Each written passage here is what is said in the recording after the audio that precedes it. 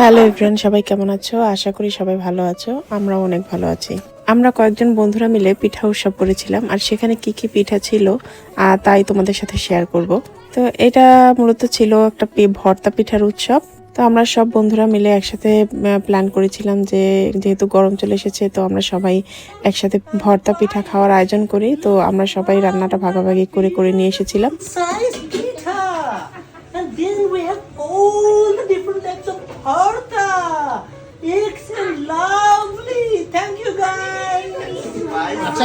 আর এখানে ছিল নানান রকমের পিঠা, অনেক রকমের ভর্তা। পিঠার আয়োজনে ছিল পাটিসাপটা, চিতই পিঠা, কুলি পিঠা, আর ছিল চুষি পিঠা। আর চিতই পিঠার সাথে ভর্তার আয়োজন ছিল। ভর্তার মধ্যে ছিল সর্ষে ভর্তা, ধনেপাতার ভর্তা, শুটকির ভর্তা, রসুনের ভর্তা, আরও ছিল টুনা মাছের ভর্তা।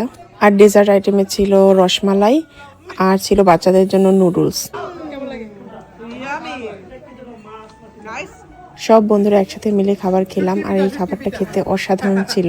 খাওয়া দাওয়া শেষ করে আমরা সবাই অনেক মজা করছিলাম। সাথে সবাই বড়রা লুডো খেলছিল, আর ছোটরাও অনেকটা মজা করেছিল।